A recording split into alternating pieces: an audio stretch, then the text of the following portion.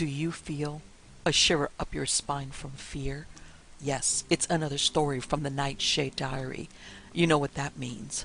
Check under the bed and make sure no one or nothing is there. Is the closet door securely shut? Then leave your disbelief behind.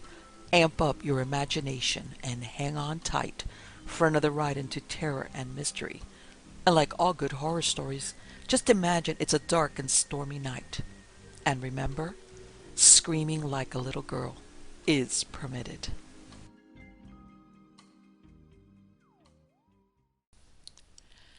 The Hauntings at Ash Manor, Ash Green near Guildford, by Maude M.C. ffoulkes. The facts are contributed by the owner of Ash Manor, Maurice Kelly Esquire, and corroborated by the statement of Mr. F.C. Miller, what occurred during his employment there in December 1935. The story of Dr. Nandor Fodor and Maude ffoulkes' vigil at Ash on the night of July 19, 1936, when the latter saw the ghost at 4:30 a.m. near the Oast House, is exactly in every detail. The photographs of the haunted landing and of Mr. F.C. Miller are especially interesting in view of Mr. Miller's evidence. The photograph of Mr. Miller was taken standing on the trunk of a tree bridging part of an old quarry in the country, haunted by the ghost of two men who fought on this precarious footing and fell into the quarry below, where their skeletons were recently discovered. I first had the pleasure of meeting Mr. Maurice Kelly in March 1936, and our acquaintance began on business lines when I went to the wonderful offices in the Strand associated with the multiple interests of the well-known firm of which he is a member. One thing usually leads up to another, and after I had told Mr. Kelly I was collaborating with the Marchioness Townsend in a volume of true ghost stories, he smiled and said, "Do you really believe in ghosts?" "Absolutely. I don't think one can doubt their existence." "Well then, it may interest you to know I live in a haunted house, and until I saw what occurs there for myself, I should never have imagined that I could possibly believe in the supernatural. You'd never guess from my appearance, profession, or environment that I had really seen a ghost." As Mr. Kelly sat facing me in his private office, he represented the best type of the intellectual businessman. Indeed, he might easily have passed for an Oxford Don. He also gave me the impression of weighing his words well before speaking, but as refined, clever face was that of a thinker whose brain reasoned and did not dream, I was convinced he had spoken the truth when he said that he had seen a ghost and lived in a haunted house. When Mr. Kelly bought the property in 1934, the owner did not give him the slightest hint that anything unusual existed, although each time he inspected the house, he commented on the fact that the large bedroom at the extreme left of the manor was always kept locked. However, he accepted the explanation that servants had previously slept there, and after they left the unoccupied room had become a dump for unwanted furniture. Mr. Kelly fell for the lovely place with its wealth of old oak and its historical association as a fortified monastery, built, so it is supposed, on the site of a druidical temple. After the completion of the sale, he heard rumors that it would be difficult to get servants to come to, or to stop at, the manor, but this was a foregone conclusion, as it lies well away from dance halls, cinemas, and shops. So, hoping that he and his wife would eventually meet with contented working domesticity, the Kellys came to live at Ash Manor in June 1934. No wonder that this tired my imagination, although I listened to the story in the most prosaic surroundings. The roaring sea of London life surrounded me, but the quiet voice of the speaker harmonized so well with his grave face and his simple directness over facts, which would have been easy to exaggerate or to embroider, convinced me of his good faith. I also heard how two professed ghost layers had come to Ash, and how the hauntings had increased and not decreased after their visit. Then Mr. Kelly said, "The best thing will be for you to spend a weekend with us, and sample the supernatural for yourself. In the meantime, I will send you a photograph taken at midnight on the haunted landing, my own ghost story of what I have seen at Ash, and the deposition of the ghost layers." Our interesting interview happened in March, but a series of unexpected worries prevented my going to Ash. At the end of June, Mr. Kelly sent me his statement, with that of the ghost slayers, and invited me and Dr. Nandor Fodor to an all-night sitting at the end of July. Here is Mr. Kelly's own story. Ash Manor House, Ash Green, Surrey. The manor house of Ash dates back to AD 1279. I first came to live there on June 28, 1934. At that time I was not aware that there was any possibility of its being haunted, nor had any such thing ever occurred to me. Nothing unusual occurred until early in November of that year, when there were quite unaccountable noises of tramping footsteps in the roof overhead, but we did not take much notice of that. On the night of November 18th, a Sunday, I was suddenly awakened by 3 violent bangs on my door. I am a very heavy sleeper, and not easily awakened. I thought that it was probably my wife, who sleeps at the other end of the house. So I got up and walked down to her room. There was nothing to be seen, and I wasn't even thinking of a ghost at that time. But my wife assured me that she had never even stirred from her bed, far less knocked at my door. I didn't think any more of it, and went back to bed. Nothing more happened. The next night exactly the same thing happened, except there were 2 knocks instead of 3. Again I saw nothing, and my wife assured me that she had not knocked. The next night, Tuesday, it happened again, but with 1 knock instead of 2.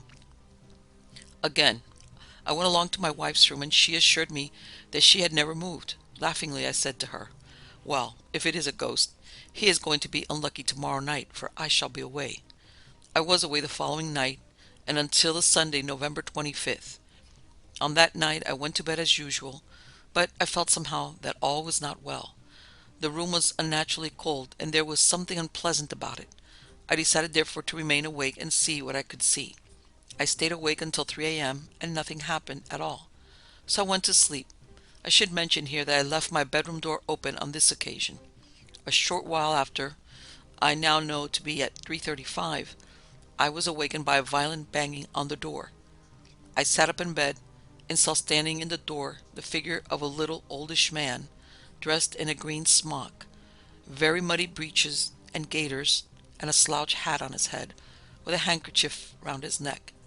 He was not in the least transparent or ghost-like, but appeared to be solid flesh and blood.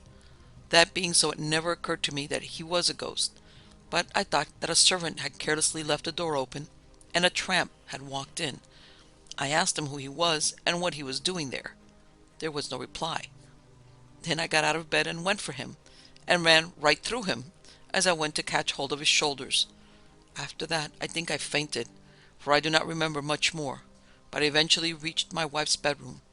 I did not tell her what I had seen. I was too upset, but she saw that something had happened, and went back along the passage to get some brandy for me. When she arrived outside my bedroom door, she also saw him standing there. She too thought he was a real man, either a tramp or someone playing a practical joke, and she hit at him with her clenched fist. The only result was that her fist went right through him, and she barked it against the wall. I had not yet told her what I had seen, and the next morning she described to me what she had seen, and it exactly coincided. I should perhaps have added that, when she got close up to him, it was possible to see that his throat was cut from ear to ear. Since then, he has been seen in or near the same place on various occasions by different people, but he never attempts to make any movement or to do any harm. It sounds, I know, an extraordinary and unlikely story, but those are the facts to which I and others can testify. On the advice of a member of the Council of the Society of Psychical Research, I had down 2 men who claimed to be able to lay ghosts. Attach a copy of their report on the subject, but would say that I do not place any faith in it, nor do I accept it all. Partly because, though I have searched every available record, I cannot trace any one of the name mentioned, and also because they claimed, and still claim, that they have disposed of the matter, which is quite untrue, as it is still seen at intervals, and has been seen as recently as within the last fortnight. Maurice Kelly. June 26, 1936. I wonder whether the deposition of the gentleman who tried to lay the ghost was written during a trance condition. According to Mr. Kelly, no record exists in the locality of any persons by the name of Henry Knowles or Rose Cross, and if such a murder had taken place, It would surely have been remembered in the countryside and handed down from father to son to successive generations, much in the same way that the murder of the sailor on the Devil's Punch Bowl has become a tradition of the Portsmouth Road. Here is a deposition of the ghost slayers. The man's name is Henry Knowles. In this room, Miss Kelly's, slept a girl in the year 1819. She was a milkmaid. An itinerant cobbler and mender of harness, Henry Knowles paid visits each 3 months to the farms in the district, staying between 2, 3, and 10 days according to the amount of work he found to do. Here he fell in love with the milkmaid. She promised herself to Knowles. At his next visit, after the promise, the girl told him that she had not cared for him, but that she had just amused herself, she, in the time that had elapsed, having herself fallen in love with a gardener who had but lately come to this place. Knowles left, and that night slept in a common lodging-house at Guildford. There, after drinking a deal, he went to bed cursing the girl, rose cross, and ere sleeping thoughts of murder were in his heart. Twixt thoughts of murder and the drink, he took his cobbler's knife and did end his incarnation by stabbing himself in the throat. Being almost out of his body at the time, quickly did he leave his body, and took the thoughts of vengeance with him. He comes to the house each 3 months, always with the idea of wreaking his vengeance on Rose Cross. When seen, which betimes he has been, it would be noted that he were listening to make sure that they who slept in the other rooms were asleep. He always came in at the back entrance, which was indicated by Mr. N. One morning last July, Mr. Kelly rang me up and asked me if I cared to come to Ash with Dr. Fodor on July 23rd. Did I care? I certainly did, and I knew I could count on Dr. Fodor. But remembering Mrs. Kelly's recent bad health, I insisted there should be no fuss, no preparing a bedroom for me to rest in next morning. I just bring a small attaché case with first aids to face repairs necessary after a sleepless night. I'd change and rub when I got back to town. Sunday, July 23rd, must have been, to misquote Tennyson, the rainiest Sunday in all the rainiest year. Dr. Fodor wished to reach Ash as late as possible in order, so he said, not to fill in the afternoon with small talk inimical to the supernatural. At 6 o'clock, when I retrieved Dr. Fodor at his flat, it was raining heavens hard, but we stowed him away in the car with various cameras and suitcases more or less comfortably and started out on another, for me, great adventure. As yet, I had never had such an experience, but the old friend through whose kindness Dr. Fodor and I were able to do the journey by car was not at all surprised when I told him my destination was a haunted house. After going with me and Algernon Blackwood in the dead of night to wait for the eclipse of the sun in the heights above Clitheroe, and meeting Penn en route, nothing surprised him. He assumed that people who wrote books were odd, and left it at that. It still continued to rain. In places the road looked like the swimming pools which are advertised so largely out of London. Cars couched aerial-like under the trees, and motorcyclists sought sanctuary beneath tarpaulins. Roadhouses and childishly christened cafes were anything but inviting or gay. I wondered whether the serried lines of ideal homes were as damp as they looked, and sad to confess it, I sighed for the unspoiled country of yesteryear. At Guildford, the rain ceased, and the long glistening road streaked upward like a wet snake. As we ascended, fields and woods gradually spread themselves like a green map below us. In places, rising earth mist met the mists of twilight. The breath of the rain was everywhere. Presently we turned down a narrow side road, apparently going downhill all the way, occasionally meeting little groups returning from evening service. But when we inquired our way from some of the church returns, we were told that they hadn't any notion of the whereabouts of the manor. Others somewhat unduly emphasized their ignorance. It is curious that country people, who usually know all there is to know about their other people's private lives, are never able to tell you where they live. All unknowingly, we were only 5 minutes distant from the manor, and we found out from a solitary hiker that if we turned in through a white gate lower down, we should find ourselves at the manor. A drive led through pasture meadows, and we came upon the ancient house, looking, in the semi-twilight, something like a crouching animal. We glimpsed a moat, while a large outhouse of mellow rose brick lay on our right, separated from the garden by a low wall. Outside the entrance, we were welcomed by Mr. Kelly, who took us into what was once the monks' refectory, now a lounge. A fire of logs burned on an open hearth, and a pretty fair-haired girl introduced herself as Patricia Kelly. Behind her was Mrs. Kelly, the loveliest woman I have ever seen. More than usually tall, her small head with its blue-black hair framed an oval face as creamy as a magnolia petal, and her unrelieved black gown served as a sombre sheath for the weapon of her beauty. Her only touch of color was a little coronal of jade. She was the last person one would have dreamed of finding in this hidden place, tenanted by the strange terror that walked in darkness. One instinctively associated her with southern skies and a vie momentée. Mrs. Kelly is a niece of Maximilian Harden. Her intelligence equals her beauty. There was no question of strangeness. You felt you had known her mentally all your life. At times she was reminiscent of Melusine, at others her personality missed centuries, and she stood for what Josephine Beauharnais must have been in the heyday of her charm. I left Dr. Fodor and Mr. and Mrs. Kelly talking over the best places for the special flashlight cameras, while Patricia Kelly and I went into the gardens, before it gets too dark, to see the water lilies, and Patricia explained that in one place where the ground rose slightly, a drawbridge had formerly existed, and at some other time or other one side of the moat had been filled in, but sufficient water remained, she said, to make punting pleasant, and I was introduced to the cluster of water lilies waiting to open and greet the night. There are numbers of goldfish in the moat. Father had it stocked of them, and in the daytime they looked just like flecks of moving gold. I stopped outside the oast house.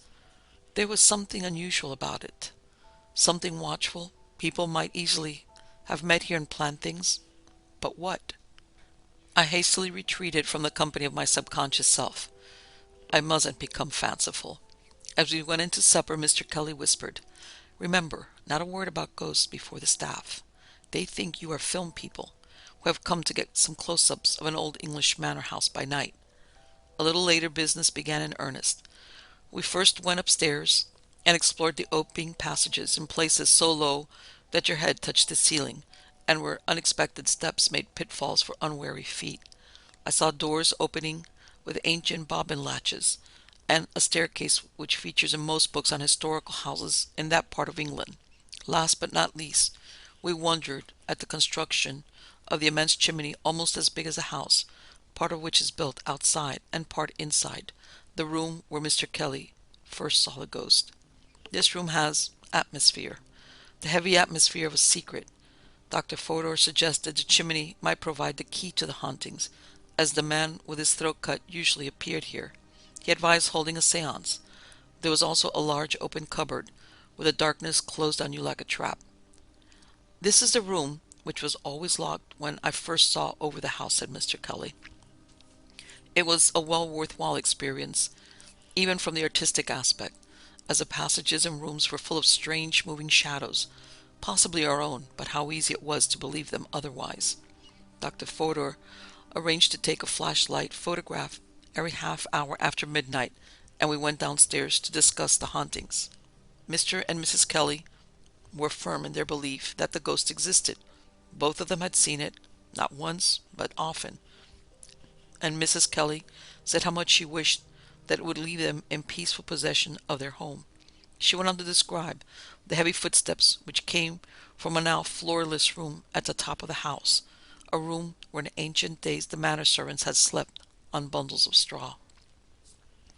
"Only last week," she said, "I was lying awake reading in bed when our dog Ross, who was asleep in the room, woke up, looked at the door, and began to growl and whine. The door opened, and I heard footsteps thumping across to the far corner when they went upwards, and I distinctly heard them overhead. I couldn't make this out. There wasn't the vestige of a stairway in that particular corner. But next morning I sent for a builder whose father and grandfather had worked at the manor, and he told me that a ladder-way had once existed in my room, but it had been removed some years previously, and the trapdoor in the ceiling to which it gave access closed. This has only happened once," continued Mrs. Kelly, "but the other evening, as I was coming down the passage, I suddenly felt confronted with the invisible presence of such concentrated evil that I fell on my knees and prayed to be delivered from it." "Do your children know anything about the hauntings?" asked Dr. Fodor. "It's impossible to prevent it," said Mrs. Kelly. "Patricia hears the noises, and knows that something uncanny exists, but Michael, who is at Winchester, is away from home so much that he doesn't suspect anything. It is very difficult to keep servants, as they hear all sorts of stories in the village. Those we have now have only been here a week. Perhaps they'll give notice tomorrow. They've already complained of the noises. After Patricia went to bed, our host and hostess suggested making black coffee, and Dr. Fodor and I were left alone. It was then that we heard a succession of heavy thuds overhead which had no connection with Miss Kelly's bedroom or the kitchen end of the house. We told Mr. Kelly.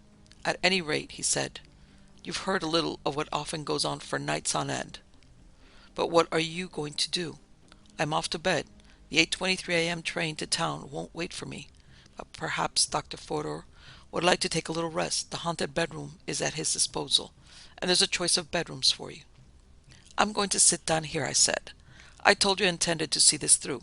Anyway, I'm going back to town at 7 o'clock. You don't mean to stop by yourself, exclaimed Mr. Kelly. Why ever not? I'm not frightened. I shall stay with her for a couple of hours, said Mrs. Kelly. I never sleep.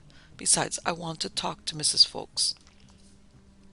Dr. Fodor, who decided to return to town by train, and Mr. Kelly bade us good night, and Mrs. Kelly and I sat in a now dimly lit room and talked as people do who meet uncongenial ground and who know and appreciate the color of life, the allure of the unusual, the hatred of the cage which existence so often represents, who have a mutual appreciation of books, the dislike of remaining in the rut, and who possess the 1,001 things which contribute to create the often fatal to happiness artistic temperament. At 3 o'clock I insisted upon my delightful new friend going to bed. I'm perfectly happy, I said. It will soon be morning. Left alone, I must confess to a momentary feeling of nervousness. The divan on which I was sitting faced two dark passages at the other end of the long room. At any instant it might come down one of them. Well, let it come, I said to myself. It doesn't want to hurt anyone. But nothing appeared. I made up the fire, listened for strange sounds, and read. Presently the dawn drew near. The house was as silent as the grave, but I waited another half-hour before drawing the curtains aside. I wanted to see the garden and breathe the fine air of morning. I looked at my watch. It was exactly 4:30. I opened the window and leaned out. I was almost on a level with a bed of sleeping flowers, breathing faint sighs of perfume. The turf glistened with the tears of the night, and the row of tall orange lilies growing by the low wall seemed like flower sentinels on duty to protect the night. I was looking directly across at the Oast house, still as secretive as it had been in the evening, normal, but secretive. Suddenly I was aware that a man was standing by the door. I could not see his face, but I paid no particular attention to him, as I supposed it was someone employed on a nearby farm, waiting for one of his mates. I watched the man walk round to the back of the Oast house, and I did not see him again. But, as it will be seen from Mr. Miller's statement, I had actually and all unknowingly seen the ghost. At 7 o'clock my friend appeared with his car and took me back to London, laden with all kinds of interesting memories and the promise of better acquaintance in the future with the haunted manor house. On Tuesday morning I received a packet from Mr. Kelly, delivered by hand. This contained the negative of the photograph taken by Mr. Miller when he was employed at Ash Manor last January, with a detailed account of his experiences there. As a reliable and independent witness, it is impossible to doubt the truth of what he saw and heard, and I reproduce his statement exactly as I received it. When I came to the part in which he describes his meeting with the ghost outside the Oast house, I knew that I must have seen the same thing, so that although I missed the fear and thrill of an encounter with the supernatural, I had the consolation of knowing I had sat up to some good purpose, and that my subconscious feeling about the Oast house was fully justified. 4 Halliford Road, Sunbury-on-Thames, Middlesex, July 19th, 1936, to Maude Ffoulkes. Dear Madam, I trust you will find sufficient information and notes, etc., to help you in your own investigation. I have given you the whole story as it occurred to me. Therefore you are entitled to use it as you wish. With regard to the negative, there are stains on it due to deteriorations and dampness, but the actual image is still in good preservation. Yours respectfully, F.C. Miller. 4 Halliford Road, Sunbury-on-Thames, Middlesex, July 19th, 1936. To Maude Ffoulkes, Dear Madam, I am pleased to say I am now in a position to give you a full and detailed account of my experiences in connection with the Ash Manor house ghost, and it is as follows. In December of last year, 1935, it was the wish of Mr. and Mrs. Kelly for my wife to go down there and give a little assistance for the Christmas, she having been in their service during the time they lived in Sunbury. Circumstances were so complicated with us that one could not go without the other, so the arrangements were made for us both to go. On the 22nd of December we were driven down in Mr. Kelly's car. I may say that part work what I was doing was attending to fires, lamps, and getting in wood, also attending to ducks out in the grounds. My first experience was on the second night after we arrived. As I went out to the oast house, I saw a person standing in the doorway. I turned my head and looked across the kitchen garden, but when I turned my head again in the direction I was going, he had gone. I did not see him inside, but I naturally thought that he had gone out through another door, and that he was probably a man employed by Mr. Kelly for the garden, but I learnt afterward that there was no gardener. The next experience was, I think, a few nights after Christmas, and all were away in London except for my wife, a child, the dog Ross, and myself. About 11 o'clock in the evening, Ross was asleep in the lounge near the fire. I was helping the wife in the kitchen. Suddenly, Ross started barking viciously and tore out of the lounge door and up the drive. Thinking that someone was trying to make an entry, I at once followed, taking one of Mr. Kelly's guns for protection in case of trouble. I reached the garage, and the dog turned and went back into the house as if scared. I at once stood still and listened in the darkness. Hearing nothing, I turned to go back to the house, when to my surprise a man stood quite 10 feet away, slightly bent forward, as if creeping towards me with a terrible, determined look, and with eyes that I shall not forget in a hurry. I brought my gun to the ready and challenged him, at the same time watching for a hand to move with a weapon in it, but not a word did I get, neither did he move. I again challenged him, this time saying, "If you don't speak, I'll empty this magazine into your body." Again no answer. I thought of my wife and the child in the house. Then I remembered I had seen this man before. I had also a feeling of great responsibility, and in any case I had to come out of this alive. So I fired, but immediately I did so a bluish light seemed to burst in front of me. This may have been imagination, through fear and suspense. However, there was no dead man. My gun was gone from my hands, and my cap from my head. I put my hands to my head, for I thought I had lost my senses. I then groped about for the gun, which must have been 4 or 5 yards away from where I stood. I left my cap until the next morning, and found it down by the garage door. I walked back into the house that night as cold as though I had been on a block of ice.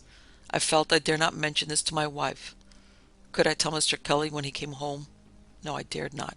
He would probably tell me I was mad, or that I had been drinking, and there was no room for such men as me in his house. So I set to work to discover what I could to trace this thing that now I knew only too well was a spirit. When Mr. Kelly came home, he happened to come into my bedroom one evening and asked me if I felt comfortable here, and did I sleep well. That was only to be expected from such decent people as my wife and I knew them to be, and I knew only too well that one answer to such a question should have been in the ordinary case sufficiently satisfying, for he had confidence in us, and was treating us more like two of his own family. But that same question was asked me again in the kitchen one evening by Mr. Kelly. It then dawned on me that he seemed very anxious to know, so I could not refrain from asking him point blank in these words, "Now, sir, why do you ask? Have you any inspiration that we are not happy and comfortable?" The answer came, "No, only that we want you to be comfortable." But the expression on his face told me more than any words he could have said that there was something more behind this than I knew. So, come what may, I was determined to speak, and in these words I said, "Look here, sir, you are going to tell me that I am mad, or that I have been drinking, but this place is uncanny. I have seen very weird things lately." It was then that I got this reply, "Oh, then you have seen it." But how thankful I felt when I found I had spoken to one who really knew. Fear left me. I was determined now to meet this spirit again, and to get it to speak, because I felt that if any harm could befall me, it would have happened that night I had shot at it. It was one night in January, at the beginning of the new year, when I lay in my bed reading a book on photography, that I heard three distinct knocks. I looked at my clock. It was 12:25. I got out of bed, put on a few clothes, and crept very silently along the corridor, expecting to find a light shining through the bull's-eye glass in Mrs. Kelly's bedroom door, as I knew she often would read all night. But all was in pitch darkness. I crept down the narrow stairs and into the lounge, and looked out of the window onto the lawn, but not a thing was to be seen. I did not see a moon, although it was fairly clear night. It came to my mind then that the dog never barked. He must have heard. I crept back, but this time up the broad staircase leading to Mr. Kelly's bedroom, determined to find out where those knocks came from, and half expecting to find some sort of clue. Yes, I was right, for there in the corner of the recess outside Mr. Kelly's room stood this now terrible ghostly spirit. That I need have no fear was evident, for it paid no attention to me. It did not even look at me, but stared as if through Mr. Kelly's room, leaning against the wall, with a right arm extended, and in a position as if to knock or push the door open. I was satisfied now. I could see it was producing its own light. There was a long gash across the throat, a handkerchief round the neck. On it was blood which looked to me quite fresh.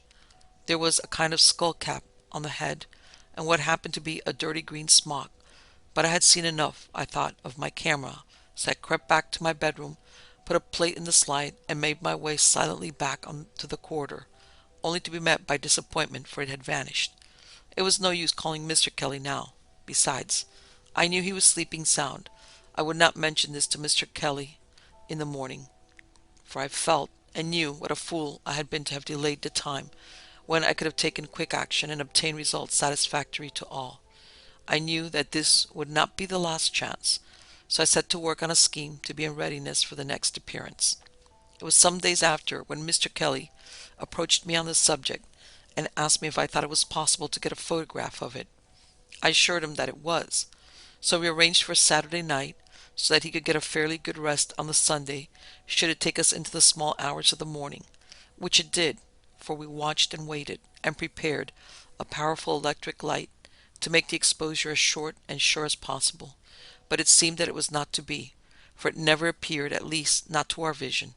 I knew that I was no more disappointed than Mr. Kelly, and he suggested taking a photograph of the corner in which it was always seen.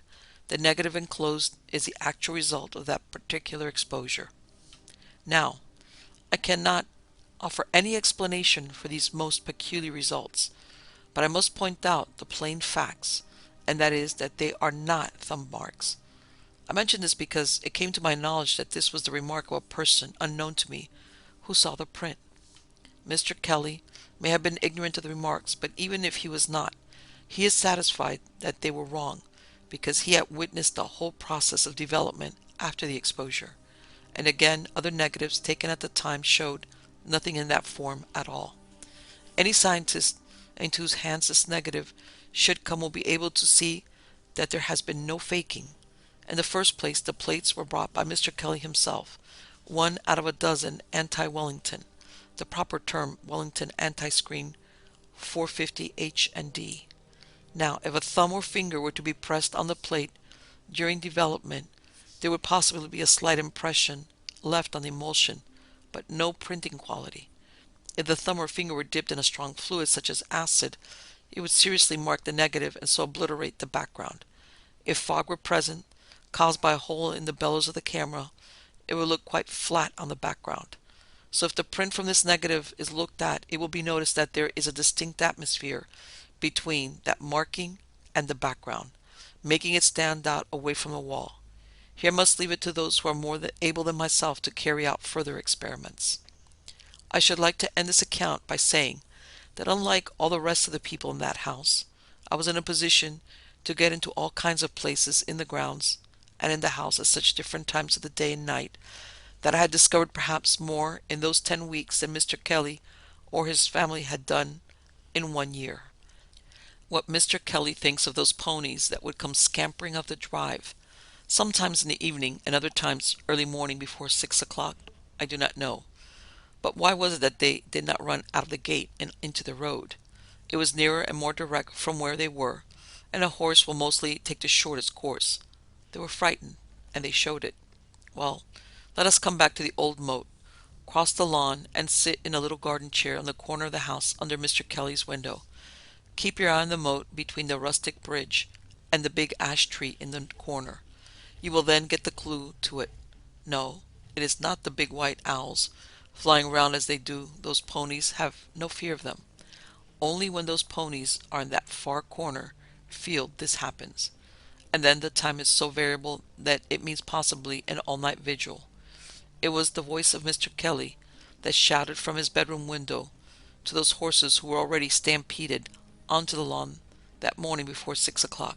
Yes, Mr. Kelly, I was up very, very early that morning, and it was not the first time, and after all a nice cup of tea and a warm fire soon got the chill out of my body, and I felt as fit as ever.